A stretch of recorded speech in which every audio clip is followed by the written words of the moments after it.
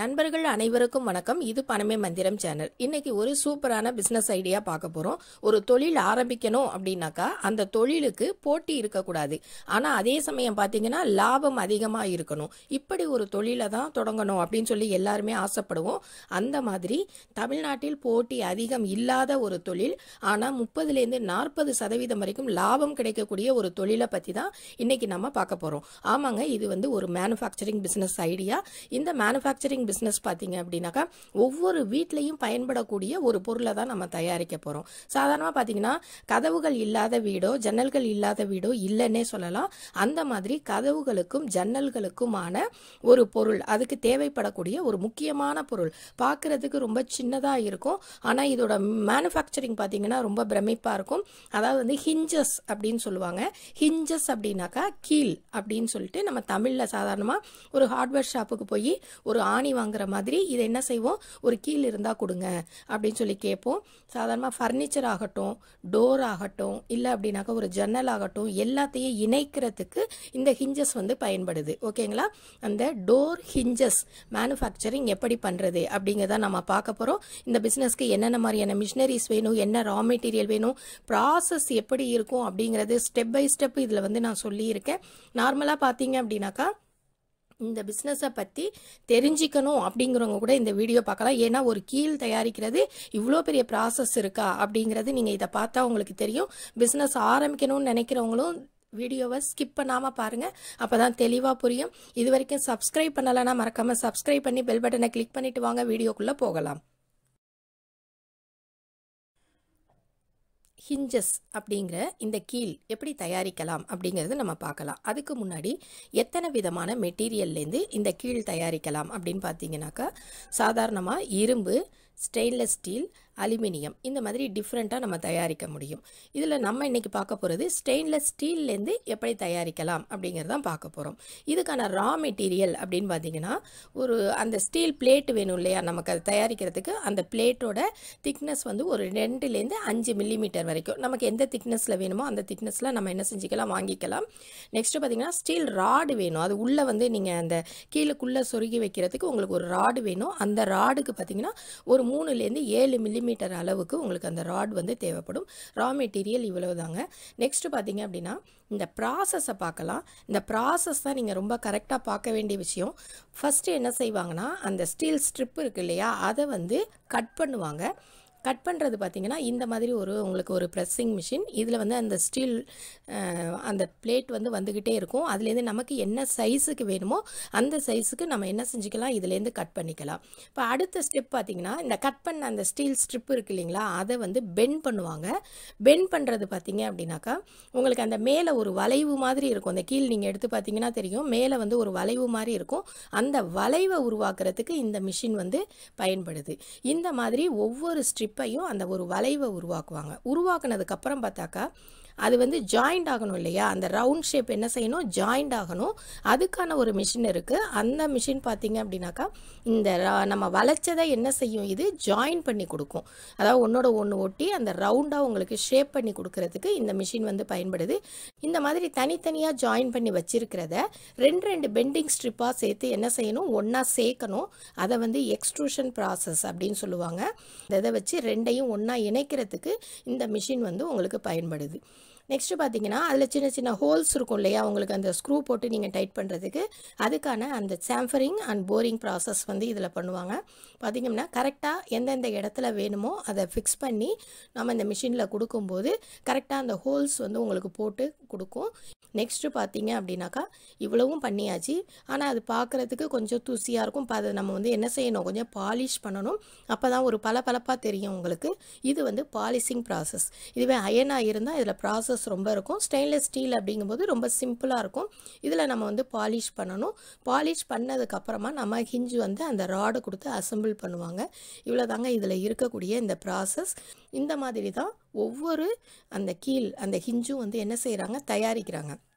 பாருங்கள், ப்ராசஸ் வந்து எவ்வளோ பெருசாக இருக்குது. நம்ம பார்க்கும்போது ஒரு சின்ன பொருளாக இருக்கக்கூடியது, ஆனால் இதில் இத்தனை மிஷின்ஸ் வந்து அவைலபிளாக இருக்குது. ஓகேங்களா? அப்போ என்னென்ன மாதிரியான மிஷின்ஸ் எல்லாம் இதுக்கு வேணும் அப்படிங்கிறது பார்த்தீங்கன்னா, straightening machine, air feeder machine, அதுக்கப்புறம் ஃபோர்ஜிங் ப்ரெஸ் அப்படின்னு ஒன்று வேணும், பெண்டிங் மோல்டு மிஷின் இருக்குது, நெக்ஸ்ட்டு எக்ஸ்ட்ரூடிங் ஃபோர்ஜிங் மிஷின் அப்படிங்கிறது தேவைப்படும், ஃபுல் ரவுண்டு ஹைட்ராலிக் ப்ரெஸ், அதுக்கப்புறம் பார்த்திங்கன்னா chamfering machine, polishing machine, pin bearing, அதாவது உள்ள அந்த ராட் கொடுக்கறதுக்கான அந்த pin bearing and hinge cap assemble machine, இது எல்லாமே உங்களுக்கு தேவைப்படுங்க. இந்த மிஷின்ஸ் நீங்கள் செமி ஆட்டோமேட்டிக் வாங்கினீங்கன்னா நடுவில் ஒவ்வொரு வேலைகள் நீங்கள் மேனுவலாக பண்ண வேண்டியிருக்கும். அதுவே ஃபுல்லி ஆட்டோமேட்டிக் அப்படின்னா அது ஃபுல்லாகவே ஒர்க் பண்ணி வெளியில் வரும். அப்போ ஃபுல்லி ஆட்டோமேட்டிக் வாங்கும்போது உங்களுக்கு இன்வெஸ்ட்மெண்ட் எக்கச்சக்கமாக போகும். நீங்கள் ஒரு செமி ஆட்டோமேட்டிக் யூஸ் பண்ணுறீங்க அப்படின்னா எல்லா மிஷினும் சேர்த்து உங்களுக்கு வந்து ஒரு 5 லட்சத்துலேருந்து உங்களுக்கு மிஷின்ஸ் வந்து கிடைக்க ஆரம்பிக்கும். ஒரு 10 லட்சம் வரைக்கும் நீங்கள் அந்த மிஷின்ஸ் வந்து வாங்க வேண்டியதாக இருக்கும். ஃபுல்லி ஆட்டோமேட்டிக்னா ஒரு 10 லட்சத்துலேருந்து நீங்கள் 50 லட்சம் ரூபாய் வரைக்கும் கூட மிஷின்ஸ் இருக்குது. என்ன இவ்வளோ வேரியேஷன் இருக்குது அப்படின்னு சொல்லி பார்த்தீங்கன்னா, என்ன ப்ரொடக்ஷன் பண்ணுறீங்களோ அதுக்கு தகுந்த மாதிரி உங்களோட மிஷின் ரேட் வந்து என்ன செய்யும், மாறும். அதில் இருக்கக்கூடிய அந்த மோல்டு இருக்குது, இந்த மாதிரி விஷயங்கள் எல்லாமே இருக்குது. நார்மலாக நீங்கள் ரொம்ப சிம்பிளாக ஆரம்பிக்கணும், ஒரு செமி ஆட்டோமேட்டிக்கில் நம்ம தனித்தனியாக மிஷின் வாங்கி பண்ணணும் அப்படின்னு நினச்சிங்கன்னா ஒரு 6 லட்சத்துலேருந்து 7 லட்சம் வந்து உங்களுக்கு மிஷின்ஸ்க்கு தேவைப்படும். அதுக்கப்புறம் நீங்கள் ஃபர்தராக ஒரு ரா மெட்டீரியல், ஒரு கொஞ்சம் ஸ்கொயர் ஃபீட், ஒரு 1000 ஸ்கொயர் ஃபீட் இடம் வேணும் அப்படின்னு சொல்லி பார்த்தீங்கன்னா டோட்டலாக ஒரு 10லேருந்து 12 லட்சம் இருந்தாக்கா நீங்கள் சிம்பிளாக ஆரம்பிச்சிடலாம். அதுவே நீங்கள் பெரிய அளவில் பண்ணணும் அப்படின்னாக்கா ஒரு 50 லட்ச ரூபா வரைக்கும் உங்களுக்கு இதுக்கு முதலீடு தேவைப்படும். ஓகேங்களா?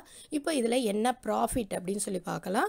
நார்மலாக நீங்கள் ஒரு 1000 ரூபாய்க்கு அந்த பொருள் நீங்கள் தயாரிக்கிறீங்க அப்படின்னா ஒரு 30லேருந்து 40%, அதாவது 300லேருந்து ஒரு 400 ரூபா வரைக்கும் நீங்கள் அதில் என்ன செய்யலாம், லாபம் பார்க்க முடியும். அந்தளவுக்கு நல்ல ப்ராஃபிட்டான பிஸ்னஸ் தான் இது. ஆனால் பார்த்தீங்க அப்படின்னா இது தமிழ்நாட்டில் தயாரிக்கிறவங்க ரொம்ப கம்மியாக இருக்காங்க. பெரும்பாலும் நார்த் இந்தியன்ஸ் தான் இந்த தொழிலில் இருக்காங்க. அதே மாதிரி மிஷினரிஸும் பார்த்தீங்கன்னா உங்களுக்கு நார்த் இந்தியா சைடு தான் உங்களுக்கு அதிகமாக கிடைக்கிது. நல்ல ப்ராஃபிட் இருக்கக்கூடிய ஒரு தொழில். ஆனால் தமிழ்நாட்டில் இதை யாரும் அதிகமாக பண்ணலை. அதனால தான் இதை போட்டி இல்லாத தொழில் அப்படின்னு சொல்லி நான் போட்டிருக்கேன். கண்டிப்பாக இதை நம்ம செஞ்சு இங்கே நல்ல மார்க்கெட்டிங் பண்ணும்போது இதில் நல்ல ப்ராஃபிட் பார்க்க முடியும். அடுத்த கொஸ்டின் என்ன வரும், மிஷின்ஸ் எல்லாம் எங்கே பை பண்ணலாம் அப்படின்னு சொல்லி கேட்பீங்க. சாதாரணமாக நார்மலாக சொல்லிவிட்டேன், இந்த தொழில் இருக்கிறதே உங்களுக்கு நார்த் இந்தியா சைடு தான் அதிகமாக பண்ணுறாங்க. அப்போ மிஷின்ஸ் அப்படின்னு பார்க்கும்போது உங்களுக்கு நியூ டெல்லியில் இது நல்லா அவைலபிளாக இருக்குது. நீங்கள் கூகுளில் போயிட்டு ஹிஞ்சஸ் மேனுஃபேக்சரிங் மெஷின்ஸ் அப்படின்னு அடிச்சிங்கனாலே அதில் வந்து ஒரு டாப்பில் இருக்கக்கூடிய ஒரு 2 இந்த மேனுஃபேக்சரிங் மிஷின்ஸ் பண்ணக்கூடிய 2 நிறுவனங்கள், விற்கக்கூடிய நிறுவனங்கள் இருக்குது. அதிலேருந்து நீங்கள் நம்பர்ஸ் எடுத்து அட்ரஸ் எடுத்து நீங்கள் காண்டாக்ட் பண்ணலாம். நெக்ஸ்ட்டு பார்த்தீங்க அப்படின்னா அதுவும் இல்லை அப்படின்னா இந்தியா மார்ட்லேயோ tradeindia.com வெப்சைட்லேயோ என்ன பண்ணலாம், இதுக்கான மிஷின்ஸ்க்கான லிங்க் எடுத்து நீங்கள் அதிலேருந்து அட்ரஸ் எடுத்து கால் பண்ணி நீங்கள் மிஷின்ஸ் வந்து பை பண்ணிக்கலாம். ஏன்னா இது எல்லாருக்குமே தெரியும், இந்த தொழில் தொடங்குறது அப்படிங்கிறது சாதாரணமாக ரொம்ப கம்மியான ஒரு முதலீட்டில் தொடங்கணும் அப்படின்னு நினைக்கிறவங்க இது பண்ண முடியாது.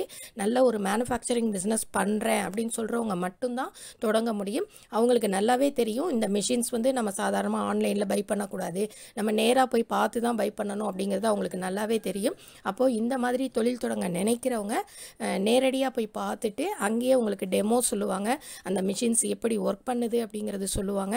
ரேட் நம்ம பேசி வாங்கிக்கலாம், ஜிஎஸ்டி எல்லாம் எவ்வளோ போடுறாங்க அப்படிங்கிறத அங்கேயே நம்ம தெரிஞ்சிக்க முடியும். நெக்ஸ்ட்டு பார்த்தீங்க அப்படின்னாக்கா அதில் ஏதாவது ஃபால்ட் வந்தாக்கா அவங்க வந்து எந்த அளவுக்கு வந்து சரி பண்ணி கொடுப்பாங்க அப்படிங்கிறதும் நீங்கள் அங்கே வந்து கேட்டு தெரிஞ்சுக்கலாம். ஓகேங்களா? நெக்ஸ்ட் பார்த்தீங்கன்னா இதில் என்ன மாதிரியான மார்க்கெட்டிங் அப்படின்னு சொல்லி பார்த்தீங்கன்னா, மார்க்கெட்டிங் அப்படிங்கிறது கண்டிப்பாக ரொம்ப கவனிக்கப்பட வேண்டிய விஷயம். இது எல்லாரும் வாங்கக்கூடிய பொருள், ஈஸியாக விற்கக்கூடிய பொருளும் கூட. ஆனால் எல்லா ஹார்ட்வேர் ஷாப்லேயும் நீங்கள் இது வந்து சேல் பண்ண முடியும். அந்த மாதிரி பண்ணாலும் கூட மார்க்கெட்டிங்கில் நீங்கள் என்ன பார்க்கணும், ஒரு நார்த் இந்தியன் கொண்டு வந்து கொடுக்கறத விட நம்ம கொஞ்சம் ரேட் வந்து கொஞ்சம் நல்ல விதமாக நம்ம கொடுக்கணும். அப்போ மேனுஃபேக்சரிங் நல்லா பண்ணி ப்ராஃபிட்டை கொஞ்சம் குறைச்சி நம்ம என்ன செய்யணும், மார்க்கெட்டிங்க்கு கொண்டு வரணும். அப்போ தான் நம்ம இந்த ஃபீல்டில் வந்து ரொம்ப சக்ஸஸ்ஃபுல்லாக வர முடியும். தமிழ்நாட்டில் இது யாரும் நிறைய பேர் பண்ணலை அப்படிங்கிறதுனால நல்லா மூவ் பண்ணி கொஞ்சம் இறங்கி இறங்கி மார்க்கெட்டிங் பண்ணாக்கா இந்த பிஸ்னஸில் நல்ல லாபம் பார்க்க வாய்ப்பு இருக்குது. ஒரு போட்டி இல்லாத தொழில், அதே நேரத்தில் ஒரு நல்ல மேனுஃபேக்சரிங் பிஸ்னஸ். நீங்கள் ஒரு தடவை தொடங்குனீங்க அப்படின்னா லைஃப் லாங் இந்த பிஸ்னஸ் வந்து பண்ண முடியும். 30லேருந்து ஒரு 40% வரைக்கும் ஏர்னிங்கும் இருக்குது. அப்படிங்கும்போது இந்த தொழில் ஒரு நல்ல தொழிலாக இருக்கும். அப்படிங்கிறதுனால தான் இன்றைக்கி இந்த வீடியோ நான் போஸ்ட் பண்ணியிருக்கேன். இந்த வீடியோ உங்களுக்கு ரொம்ப பிடிச்சிருந்தது அப்படின்னா லைக் பண்ணுங்கள், ஷேர் பண்ணுங்கள், மறக்காமல் சப்ஸ்கிரைப் பண்ணுங்கள். நெக்ஸ்ட் ஒரு சூப்பரான வீடியோட மீட் பண்ணுறேன். தேங்க்ஸ் ஃபார் வாட்சிங்.